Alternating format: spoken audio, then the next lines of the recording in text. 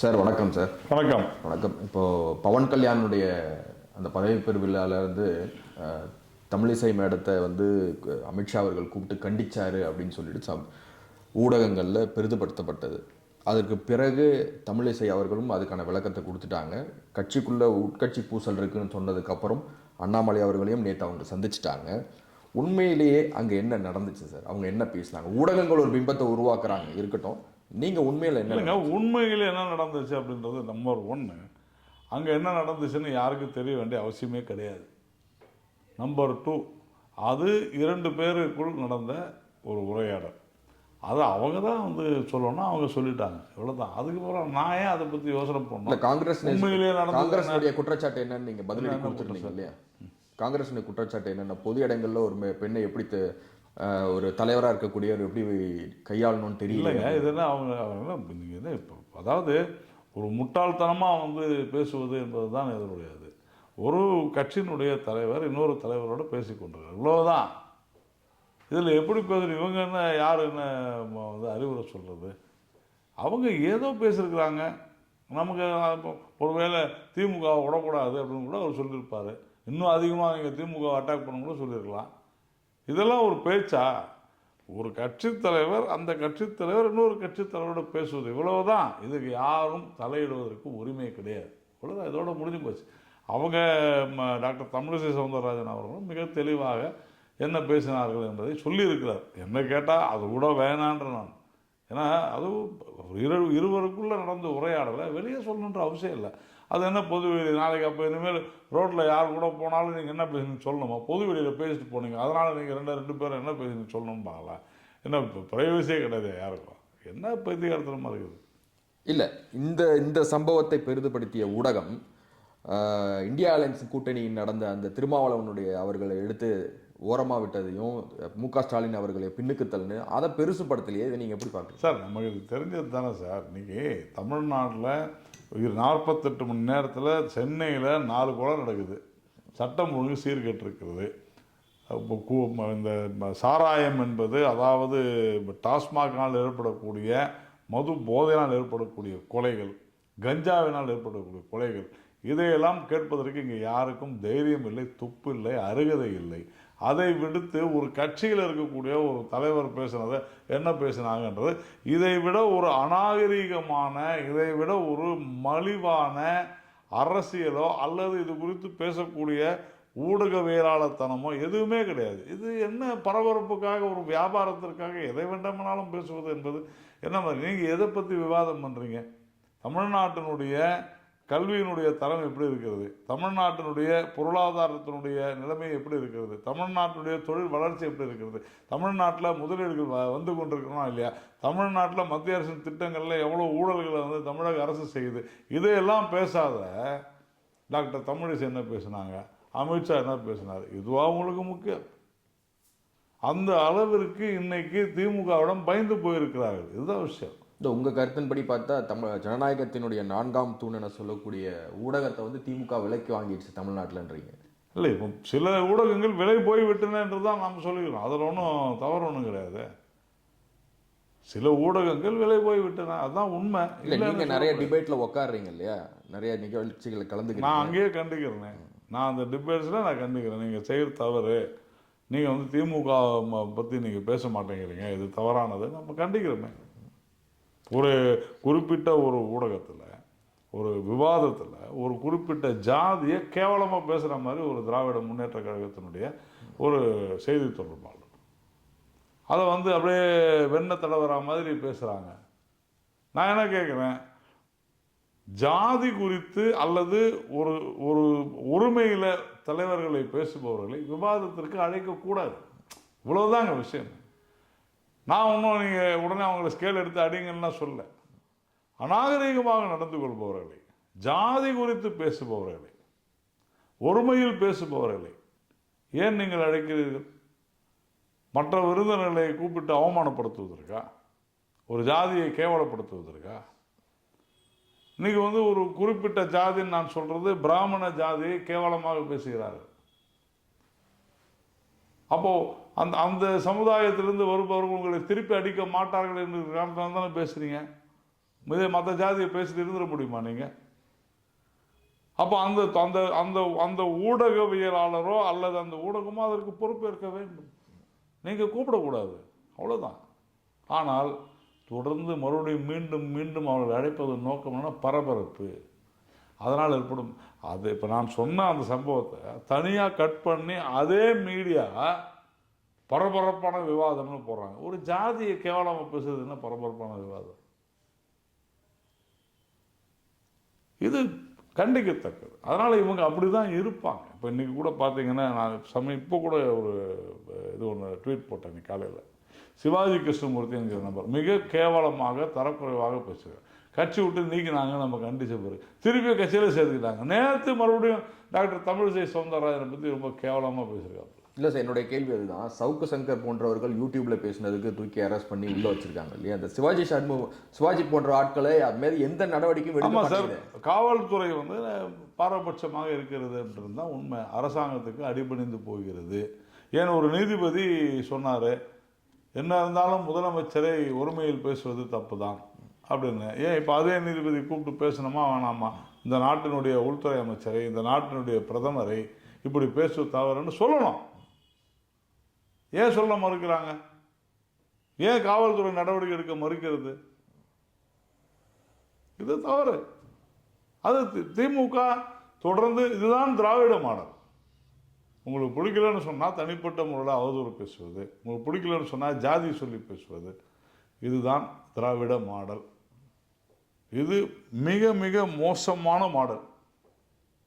திமுக தான் இதற்கு பொறுப்பேற்க வேண்டும். கடந்த 2-3 வருடங்களாகவே நம்ம தமிழ்நாட்டில் பார்க்கக்கூடியது என்னன்னா, நீங்கள் கூட சமீபத்தில் உங்களுடைய சமூக வலைதளங்களில் போட்டிருந்தீங்க, கொலை நகரமாக மாறுகிறது சென்னை அப்படின்னு. நீங்கள் முன் வச்ச அந்த குற்றச்சாட்டு எதன் அடிப்படையில் சார்? அதாவது நீங்கள் கடந்த ஒரு 2 வருடங்களாக பார்த்தீர்கள் என்றால் தொடர்ந்து நடைபெறுகிற பல கொலைகள், குறிப்பாக மதுவினால் குடித்து விட்டு நடக்கக்கூடிய கொலைகள் பார்த்தீங்கன்னா குடும்பத்துக்குள்ளே நடக்குது. பெற்ற தந்தையை வெட்டி கொன்ற மகன், பெற்ற தாயை எரித்து கொன்ற மகன், 4 மாத குழந்தையை சுவற்றில் அடித்து வீசி கொலை செய்த தந்தை, மனைவியை கழுத்தை நெரித்து கொன்ற கணவன், இப்படி இது எல்லாமே முழுக்க முழுக்க மது போதையினால் ஏற்படுகிற படுகொலைகள். அப்போ இதற்கு காரணம் மது என்பது தெளிவாகிறது. அதே மாதிரி நடு ரோட்டில் ஒரு கும்பல், ரவுடி கும்பல்கள் வந்து இன்னைக்கு தரன்னு எடுத்துகிட்டு போய் வெட்டுறாங்க, ஓட ஓட விரட்டி படுகொலை செய்கிறார்கள். நான் சொன்னது போல 2 நாட்களில் 4 பேர் படுகொலை செய்ய. வழக்கறிஞர் ஒருவன் சென்னையிலே, திருவான்மையூர் அன்னைக்கே குறுக்குப்பேட்டில் 2 பேர், திருவொற்றியூரில் ஒரு ஆள், இப்படி தொடர்ந்து இங்கு படுகொலைகள் என்பது ரவுடிசம், பொறுக்கிகளுடைய அட்டகாசம் நாளுக்கு நாள் வளர்ந்து வருகிறது. ரவுடி கும்பல் பெருகி வருகிறது. இதையெல்லாம் யார் இப்படிப்பட்ட செயலில் ஈடுபடுகிறார்கள் காவல்துறைக்கு தெரியும். ஆனால் அவர்கள் கைகள் கட்டப்பட்டிருக்கிறார். நம்ம காவல்துறை சாமர்த்தியமான காவல்துறை. இப்போ அவன் நினைச்சா 2 நிமிஷத்தில் பிடிச்சிருவாங்க, குற்றங்கள் நடக்காதபடி செய்வார்கள், எனக்கு நம்பிக்கை இருக்கிறது. ஆனால் அது அரசியல் தலையீடு இருக்கிறது. திமுக தான் அதற்கு காரணம், இந்த அரசாங்கம் தான் காரணம். அப்போ இது கொலை நகரமாகிறது என்பது உண்மைதானே? தினந்தோறும் படுகொலைகள் நடந்து கொண்டிருக்கின்றன, குடிச்சிட்டு வெட்டுறாங்க. இதுக்கு வந்து என்ன சொல்லுவாங்க? அது குடும்பத்துக்குள்ள பிரச்சனை இல்லை, அவன் சிந்திக்க முடியாத அளவுக்கு மிருகமாக்குகிறது டாஸ்மாக் சாராயம், இல்லை என்று மறுக்க முடியுமா? போதைப் பொருட்கள், கஞ்சா போதைப் பொருட்கள் ஸ்கூலில் கிடைக்குது, இல்லைன்னு மறுக்க முடியுமா? குழந்தைங்களை வந்து கஞ்சா கொடுத்து கற்பழிக்கிறாங்க, இதெல்லாம் நடக்குதா இல்லையா? இதெல்லாம் இது நாள் வரையில் இவ்வளவு இல்லை. நான் வந்து இது முன் எப்போதுமே இல்லைன்னு நான் சொல்லுவேன். இந்த அளவுக்கு இல்லை. அந்த அளவுக்கு இன்னைக்கு சட்டம் ஒழுங்கு கடந்த 2-3 வருஷத்தில் அதிகரிச்சிருக்கு. திமுக ஆட்சிக்கு வந்த பிறகு அதிகமாகி இருக்கிறது. தலையீடுகள், அரசியல் தலையீடுகள் அதிகமாக இருக்கு. நான் எந்த கட்சியாக இருந்தாலும் சரி, ரவுடிசத்தை அடக்க தெரியலன்னா அது நிர்வாக சீர்கேடு, அதில் ஒன்றும் சந்தேகமே கிடையாது. காவல்துறை சிறப்பான காவல்துறையை நாம் வைத்திருக்கிறோம், ஆனால் அவர்களுடைய கைகள் கட்டி போடப்பட்டிருக்கிறது. அதுதான் உண்மை. அதனால தான் நம்ம சொல்கிறோம். அதை மோடியை ஒழிக்க வேண்டும் அப்படின்னு EVKS இளங்கோவன் வந்து ஒரு கருத்து ஒன்று தெரிவிச்சிருந்தாரு. அதுக்கு நீங்களும் எதிர்ப்பு தெரிவிச்சிருந்தீங்க. எப்படி பார்க்க? அதாவது யாரை பார்த்து என்ன பேசுறது சொல்லுங்கள். மோடியை ஒழிக்க வேணுமா? இவங்க வந்து இன்னும் காங்கிரஸ் 100 ஆண்டு காலம், இந்த இந்திரா காங்கிரஸ் வந்து 100 ஆண்டு காலம் இருந்தால் கூட ஒழிக்க முடியாது. நரேந்திர மோடி அவர்களையும் ஒழிக்க முடியாது, அவருடைய புகழையும் ஒழிக்க முடியாது, இந்த அரசாங்கத்தையும் ஒழிக்க முடியாது. EVKS இளங்கோவன் தொடர்ந்து எதிர்மறையாக பேசினால்தான் பிரபலமாக முடியும். இவ்வளவு கொஞ்சம் வயசாச்சு அவருக்கு. அதனால தான் நான் சொல்லியிருந்தேன் உடம்பை பார்த்துங்கன்ட்டு. இப்போ தான் சமீபத்தில் அவர் வந்து ஹார்ட் சர்ஜரி எல்லாம் பண்ணுறார். நான் அவருக்கு சொல்லியிருந்தேன் உடம்பு பார்த்துங்க. எதுக்காக இந்த வயசில் இவர் இதெல்லாம் பேசணும்? அவசியமே கிடையாது. நல்லது பேசுங்க, ஆக்கப்பூர்வமான விஷயங்களை பேசுங்க. நீங்கள் வந்து மோடியை ஒழிக்கணும்னா நீங்கள் வந்து உங்கள் சொந்த தலைவரை கட்டின கூட்டம், அந்த கூட்டத்தில் வந்து அரவணைச்சவங்களோட நீங்கள் வந்து கூட்டணி வச்சுருக்கீங்க. அதில் தான் நீங்கள் ஜெயிச்சிருக்கிறீங்க. வெட்கம் மானம் இருக்கிறதா காங்கிரஸ்காரர்களுக்கு? அவர்கள் வந்து பிஜேபி பற்றிலாம் பேச தகுதியே கிடையாது. நான் ஓப்பனாக சொல்கிறேன்.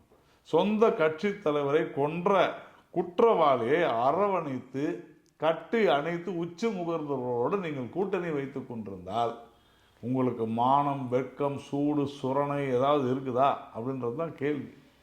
பதில் சொல்லுங்கள். இப்போ சமீபத்தில் செல்வ பெருந்தகை சொல்லியிருந்தாரு, நாங்கள் இனி தனித்து தைரியம் இருந்தால் பேக் அடிச்சிட்டாரு. தைரியம் இருந்தால், திராணி இருந்தால் பண்ண சொல்லுங்கள். இப்போ இன்னைக்கு கூட ஏதோ ஒரு பத்திரிகையில் பார்த்த ஒரு நிருபர்கிட்ட ராகுல் காந்தி சொன்னார், அது எப்படி அவர் அந்த மாதிரிலாம் பேசலாம் அப்படின்னாலும். அந்த கட்சி அவ்வளோதான் சார், அந்த கட்சி அவ்வளோதான்.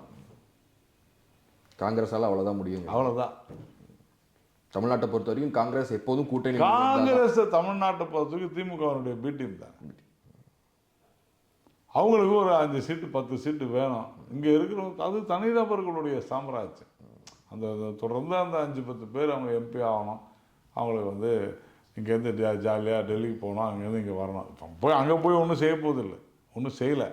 இல்லை, தமிழிசை கூட அதை பதிவு பண்ணியிருந்தாங்க. 40 பேர் போனாலும் அங்கே சும்மா டீ காஃபி தான். அப்படிதான் செய்கிறாங்க. என்ன பண்ண முடியும் சொல்லுங்கள். அவர்கள் சாதித்தது என்னென்றால் ஒன்றும் இல்லை. திமுக மீது இவ்வளவு குற்றச்சாட்டுகள் இருந்தும் இந்த தேர்தலில், மக்களவை தேர்தலில் 40க்கு 40 எப்படி சாத்தியமாச்சு? 40க்கு 40 சாத்தியம்னா அது வந்து முழுக்க எண்ணிக்கையின் அடிப்படையில் தான், வாக்கு சதவீத எண்ணிக்கையின் அடிப்படையில் தான். திமுகவினுடைய வாக்கு சதவீதம் குறைந்திருக்கிறது. பாரதிய ஜனதா கட்சி அந்த கூட்டணி 18-19 விழுக்காடு இடங்களை பெற்றிருக்கிறது. கூட்டணி வந்து அதிமுக, பாஜக ப்ளஸ் மற்ற கூட்டணி என்பது சென்ற முறை இருந்தது, இந்த முறை இல்லை. அதனுடைய பயன் வந்து திமுகவுக்கு போச்சு, அவ்வளோதான். நிச்சயமாக இந்த தேர்தலில் பாஜகனுடைய வாக்கு வங்கி 11% வரைக்கும் வந்திருக்கு. அதுக்கு முழு காரணம் அண்ணாமலை அப்படிங்கிற ஒரு கருத்து இருக்காது. எல்லாரும் அண்ணாமலையும் கூட அப்படின்றது தான் உண்மை. திரு நரேந்திர மோடி அவர்களுடைய சாதனைகள், அண்ணாமலை அவருடைய கடும் உழைப்பு, அதில் ஒன்றும் ஒரு இளம் தலைவர், விறுவிறுப்பானவர், சுறுசுறுப்பானவர், வீரம் மிக்கவர், மிக தெளிவாக அவர் வந்து தன்னுடைய காயை நகர்த்தினார், மிக சிறப்பாக செயல்பட்டார். தொண்டர்களிடையே ஒரு புதிய உற்சாகம் வந்தது. அதனால் 39 தொகுதிகளிலும் எங்கள் தொண்டர்கள் முதல் முறையாக சிறப்பாக பணியாற்றினார். முதல் முறையாக நான் ஏன் சொல்கிறேன்னா, கடந்த சில தேர்தல்களாக கூட்டணியில் இருந்தபோது ஒரு சில தொகுதிகள் மட்டும்தான் கிடைக்கும். ஆனால் இப்போ வந்து உங்களுக்கு கிட்டத்தட்ட எல்லா தொகுதிகளிலும் நம்ம வேலை செய்வதற்கான அதுதான் ஒரு தொண்டர்களுடைய மன நிறைவு. அதனால் அதுதான் வந்து ஒரு தொண்டர்களுக்கு ஒரு அருமருந்தாக இருந்தது. அண்ணாமலையோட தலைமையில் 2026 நாங்கள் ஆட்சி அமைப்போம். அந்த அளவிற்கு 2026 நீங்கள் எப்படி சார் 2026 பிஜேபி, அதிமுக இதெல்லாம் கூட்டணியாக ஒன்று சேருமா? பாரதிய ஜனதா கட்சி 2026 தமிழ்நாட்டில் ஆட்சி அமைக்கும். முதல்வர் வேட்பாளர் யார் சார்? அதெல்லாம் அப்போ பார்த்துக்கலாம். அண்ணாமலை அவருடைய தலைமையில் பாரதிய ஜனதா கட்சி தேர்தலை சந்திக்கும், ஆட்சி அமைக்கும்.